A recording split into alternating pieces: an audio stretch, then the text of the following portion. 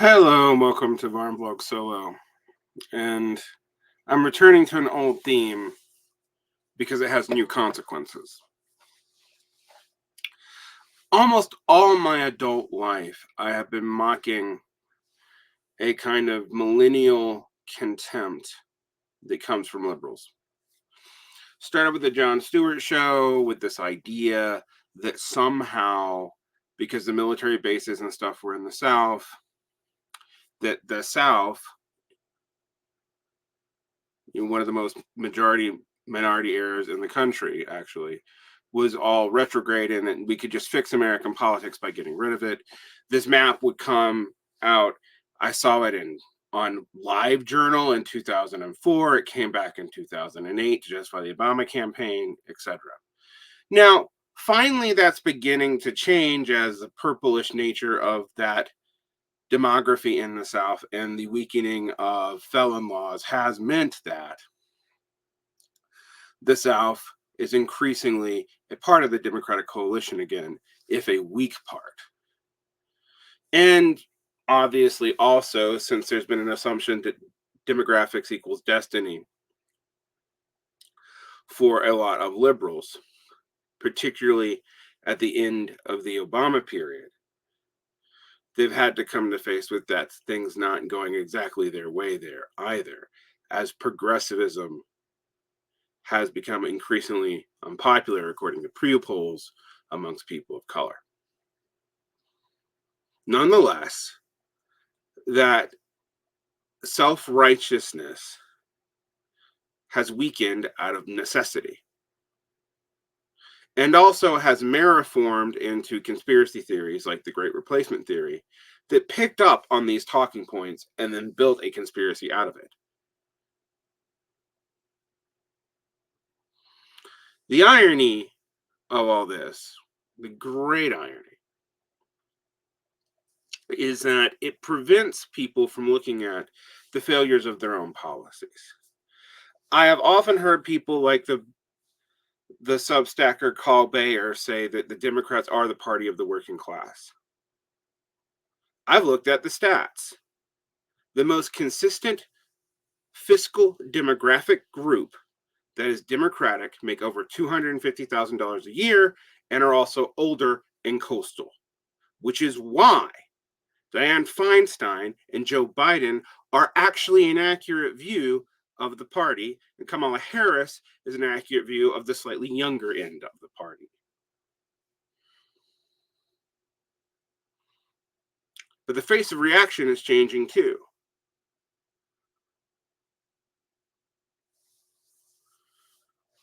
After all, you're going to see more and more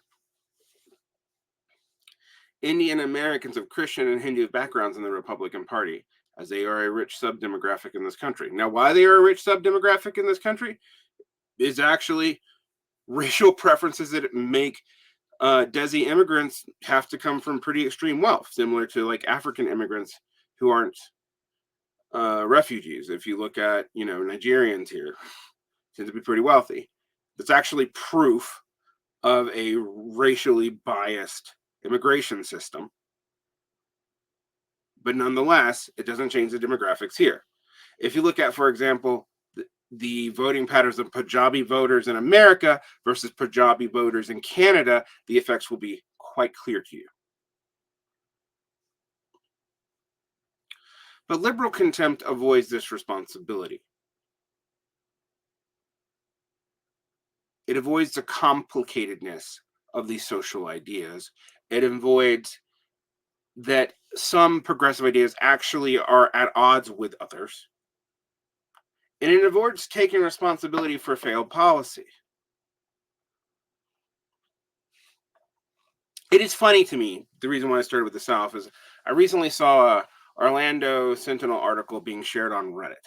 Now, I don't think we should talk about social medias like this as a bulwark of general opinion. I tend to think if you take Twitter or even Facebook, although Facebook is probably sounder, or TikTok or Instagram as a sounding of general opinion, amongst any subgeneration group, you miss the arbitrariness of a lot of these algorithms, the way extremophile things work, and the fact that a whole lot of people are on those services, particularly TikTok and Instagram and Facebook, but don't use them for anything like political polarization. But nonetheless, you can see certain kinds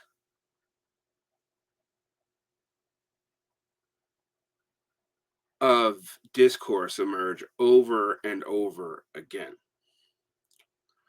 So this Orlando Sentinel article, which I only saw the headline from, I'm going to look it up, talked about a woman who was a Trump voter, but whose life was saved by the ACA's provided healthcare plan. Now, I've been a critic of the ACA for the opposite reason of most Republicans, but because it has no cost checks in it, it was half built by the insurance and pharmaceutical industry. It extended patent law. Its cost responsibility was put almost entirely on the individual. And then after John Roberts got a hold of it and saved it by putting a poison pill, which tied up to the same block grants and other things that we use for welfare services today, which of course leads to all kinds of state by states experiencing corruption at the expense of lower middle class and middle class people who just barely don't get the subsidies, having much more expensive healthcare costs. Yes, they get around pre-existing conditions, but I've mapped insurance policies, and outside of what's mandated to be covered, which doesn't have to be covered generously, I may add, what is covered is generally less now for standard policies. I remember being told that, teachers had great insurance policies, and that hasn't been true for a decade.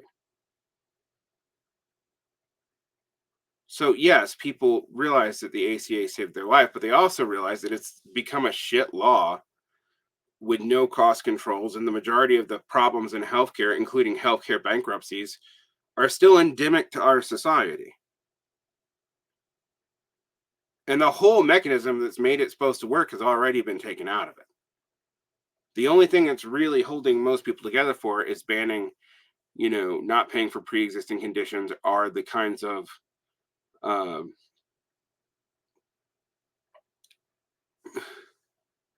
exhaustion of your policy that you used to hit.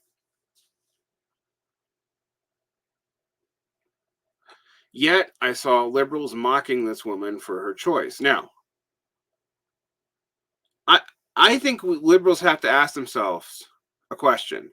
Why do you continue to support geriatric national candidates that have never been particularly popular at the risk of re-empowering the people that you're willing to call a fascist while their states fall apart? Under the Biden administration, the rhetoric of the GOP has accelerated dramatically. And we should expect this. This is a pattern going all the way back to Harry Truman, guys. But the center doesn't slow that down. They don't reverse the policies. They don't reset anything. Most of the policies that we were talking about being reset for were COVID-only policies that have not been maintained.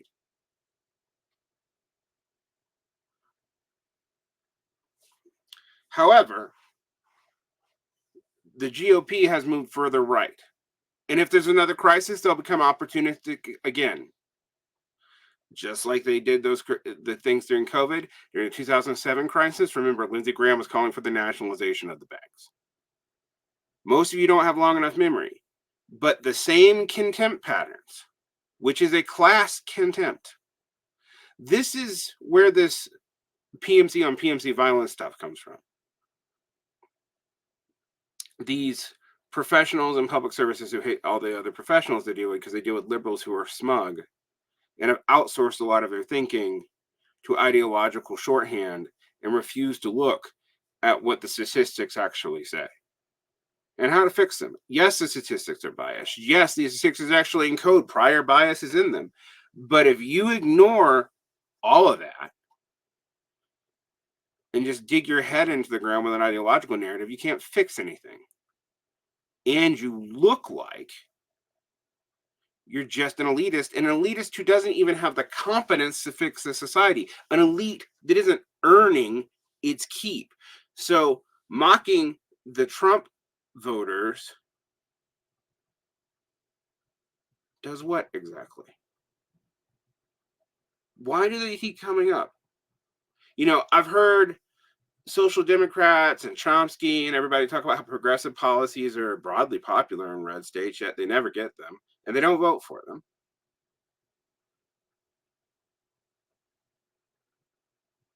Well, why? Well, it's because if you look at it, the only progressive policy anyone got was the Inflation Reduction Act, and even it has tons of problems that aren't admitted to by liberals. We can't even get basic infrastructure reform, which Republicans are theoretically on as long as there are people doing it. But it's easy to get lost in mocking conservatives. And maybe my audience is not so much given to that. Most of you also hate Democrats, even if you vote for them over and over again. Which does that mean that your hate is just performative? How many Bronco Marchevises are there who can complain about Biden all the time, but when faced with the reality of certain policymakers being not that different that he's supported, acts just like the average Hillary Clinton backer? That hypocrisy hurts an internal insurgency movement way more than it hurts centrist hypocrites who we all expect to be hypocrites. That it can be game theoretic out pretty easily, and yet people don't. There's something that even a centrist quasi hack, I don't think he's totally hacking, but quasi hack like Jonathan Haidt pointed out, that liberals under pressure act just like conservatives. What we should actually say is everybody acts like centrists trying to maintain power. Because really, that is the conservative faction in our society. They're trying to conserve a status quo that's impossible to conserve. Yet the people who are trying to oppose them just keep moving and moving and moving, as I've said in other videos, as if their movement is just circling around the drain because it causes all light and fury, but no real heat.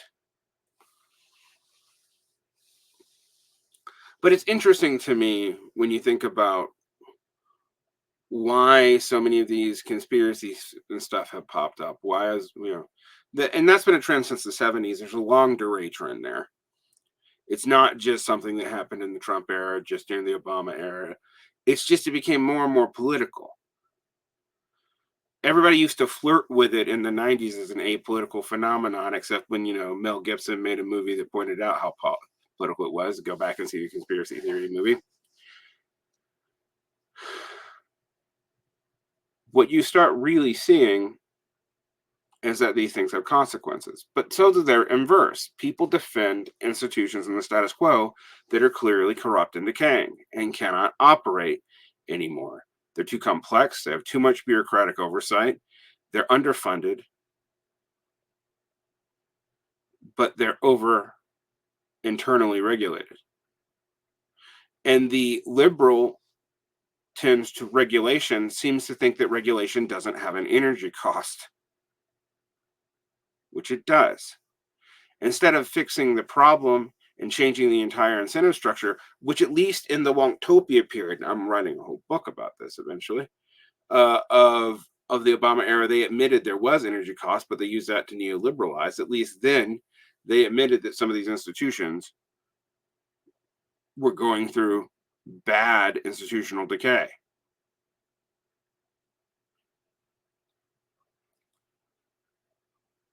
There's a way in which liberal contempt is avoiding responsibility for the failures of the last liberal reform movement. And leftists would be well to make sure that they don't go along with that. And there's a lot of people right now, and you see it in a lot of left liberal podcasts, They're all popular, and they have a lot of super radical rhetoric. They do, but they also have stuff that, if you're really paying attention, shows their unease in what they are seeing.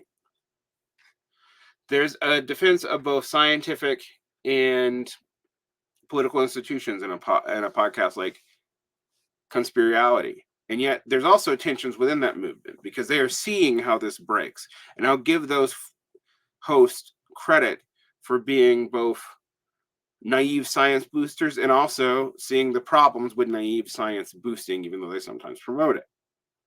Similarly, 5 to 4 sees, which is a podcast on the Supreme Court, sees the problems with the attempt to build a liberal originalism or anything that accepts the conservatives' game out of the liberal movement. And yet they too don't seem to see the problem of arbitrary power being abused. They just think that maybe liberals should abuse it for the public good, while they're also defending the administrative state, the least democratic part of the federal government. But they're defending it because the administrative state actually protects some democratic functions of local governments, particularly municipal governments, but without looking at the larger contradictions of the fact that these state and federal constitutions in the United States have made certain things hardly impossible. After all, and I don't think this was intentional, but the federal constitution empowers the federal government to be a war machine that's also an insurance policy, but not the people who actually empower local services by anything other than block grants. Furthermore, fixes for the fact that the imbalances between the states, the limited nature of representatives to population, the fact that state elections are a constant battle. All this is constantly swept under the water, and then you'll have socialists, say we need to overthrow the Constitution, but not say how, or and they're right about that. Or we don't need to overthrow the Constitution. I mean, the Constitution is, but we need to amend it to get rid of the Senate and to weaken the judiciary, and maybe we need a stronger executive, but also directly elect. Oh no! And then you're just like, well, at that point, don't you have to just rewrite the Constitution, right? And when you really press on that, this is going to be a theme of things people do that seem like they're responsible, that actually are avoiding responsibility. I'm going to go through them, and it's going to be part of my selection of articles too. Things that don't ask hard questions, like, for example, third worldism, which was an ideology from the 50s and 60s that emerged in China to justify the Sino-Soviet split, which placed the first world as the USSR and the United States against the second world, which was Europe and parts of Latin America, and the third world. Now, there's two forms of third worldism. There's Maoist third worldism, which is communist form. There's the more generic third worldism around the non-aligned movement. And this is not denying the underdevelopment of the, quote, developing world, unquote, or the nature of imperialism, but the explanatory mechanisms given when adopted in the West often don't make any sense. All right. So, this is after World War II, there is a secondary, capitalism is a secondary contradiction against the primary contradiction. By the way, that's a meaningless statement, effectively.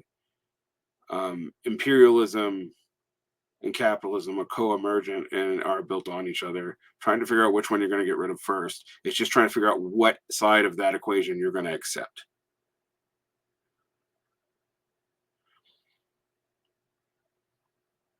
There's a reason why social democrats, when they get frustrated and radicalized, when they can't do anything in their home country, start talking about this in an ultra radical way abroad, but are also justifying alliances with non-comprador bourgeoisie. Other countries can be class collaborationists, but we see that our class collaborationists have failed. So it must be their form that do this out. And we justify it by, well, labor aristocracy theory. There's truth to labor aristocracy theory, although the labor aristocracy theory of Maoist third worldists is not the labor aristocracy theory as it was classically used, even Lenin. But nonetheless, the idea that uh, the developed world was stealing directly from the proletariat of the third world to overpay their domestic labor made sense when you were talking about Britain. But even the United States, when it assumed the role of the imperial hegemon, was not actually um, raising wages off of banana republics in Latin America. It was keeping good prices down, and that was undeveloping. But that wasn't enabling necessarily super profits to go to Western workers. And when you tie this into multi and unipolarity, which people do, you get a real problem because the height of that is the 1940s and 50s. You know, the thing that most of the social democrats want to defend. It's Fordism in Keynesian social democracy. That's the height of that period. Now, the height of American unipolar military power is during the neoliberal period where all that labor aristocracy stuff can no longer be said to be true. Which tells you that maybe there's truth to elements of third worldism, but it's not what you think. And what you think is more about saving your own political investment in certain kinds of political forms. You know, class compacted national development social democracy, whether you call it that or not. Dressing it up in radical language doesn't change it. That's what you really wanted. Similarly, a lot of the PMC complainers really just want their 1950s back. Read Catherine Liu. Are a lot of the people who critique, you know, the quote, faux meritocracy of the professional class, from Alvin Gouldner to Michael Sandel today, from the non Marxist and the communitarian end to Liu again, and half of the Marxist writers for Compact Magazine. They're on to something, but they refuse to look at the longue durée, and part of them really believes we just need a better professional class and not these current virtue hoarders, but one that is controlled, maybe by the working class, although we don't really know what working class stuff looks like, and we haven't even talked about that, and we can't define it, and we don't have any real concrete definitions that don't make the working class incredibly tiny. Does that not seem to you like the same kind of avoidance of responsibility for failed policies and failed commitments that I've seen in liberals? It's not obviously the same, but it's definitely parallel. Right? It's much more theoretically advanced than dumb red staters who are probably your cousins and increasingly less likely to be white.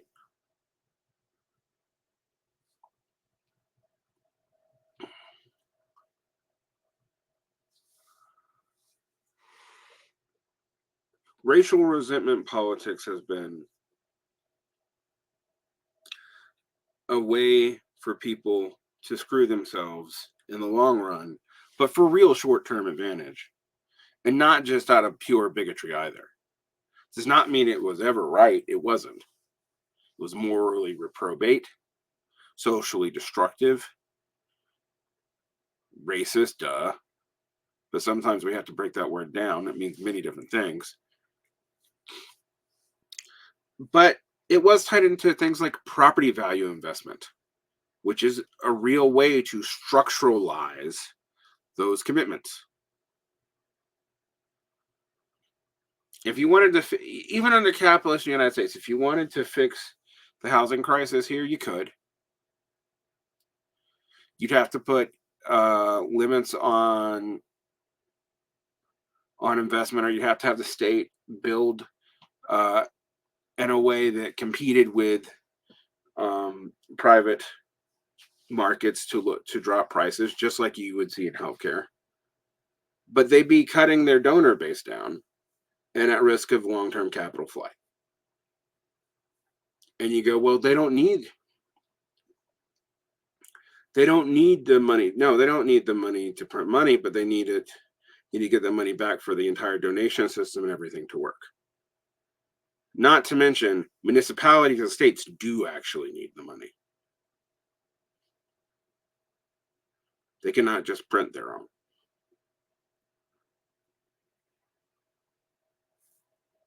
Liberal contempt and leftist contempt avoids responsibility for these failures, for these policy failures, for these ideological failures, for the refusal to be persuasive, for the refusal to do anything, to move the needle back.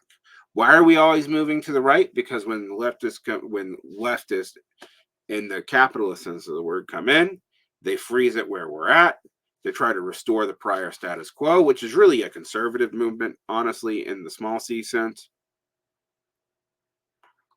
But the rightists now can move the goalpost again because now you have the liberals doing what the conservative liberals used to do, and they can say, aha, and then move it over from Romney Care to the ACA to whatever else.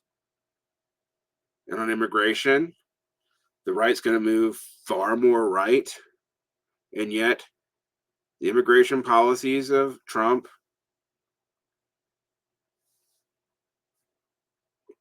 haven't really been undone by Biden. They've been getting a slightly humanized makeover. And in that sense, when even left liberals who have good critiques of the Biden administration that go, well, we're going to be in a dictatorship if the GOP wins. And who knows? One day we might. I mean, every election, that's a gambit. That's a gambit on both sides, by the way. The civic infrastructure of the United States has corroded, not because of material reasons we don't have stuff here. I mean, Fortress North America actually is still in pretty good shape. It's in we can't figure out how to run all this, and the only thing that we've had institutional memory that isn't totally, completely, and utterly lost in bureaucracy is our military.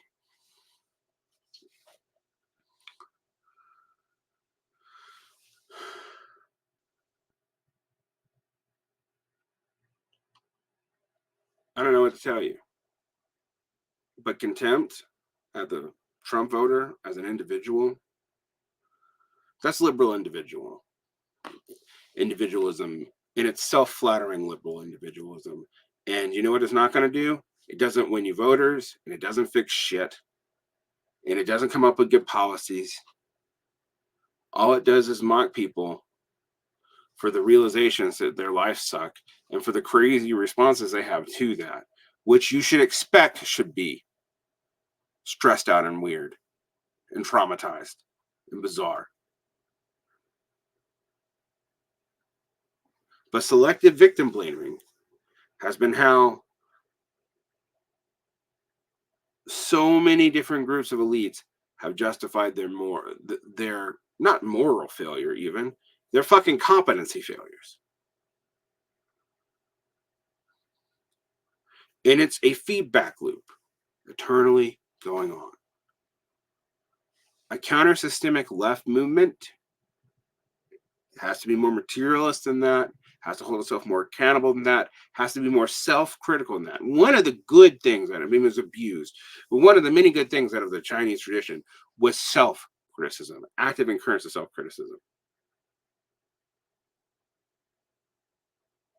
Largely turns into, self-criticism so you can just agree with the leader, but nonetheless.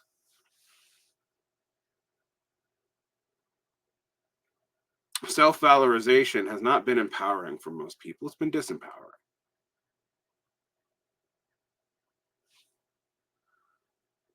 Liberal contempt, liberal atomization, victim blaming on an atomized level is just as stupid when you're talking about a Trump voter as when you're talking about someone on welfare, not knowing how to get out of their situation.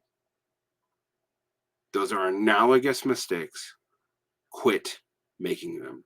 A counter-systemic left shouldn't buy into those liberal fumes.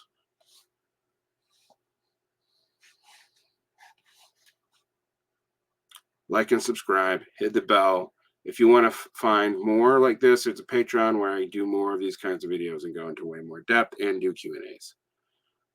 There's also some additional shows behind the Patreon wall. Also, if you are listening and you listen to my free public YouTube, I would really appreciate, just to expand the listenership, if people would write reviews for the podcast. I know this is the wrong format for this. This is the YouTube. But if you listen to the podcast, a one-sentence review would be helpful. I mean, it'd be better if it's a high-star review, but like any reviews at all. All right. That's produced for free, and I'd love it to be expanded, because that's the public free-facing part of this educational project. So the reviews would help if you want to do them. Also, you can leave comments here. If you leave smart comments, I'll try to engage with them. If you leave mean comments, I'll probably try to engage with them, depending. And if you leave complimentary comments, I just thank you for them. But it's hard to know what to say to that. All right, so thank you so much. Have a great day. Hit the bell.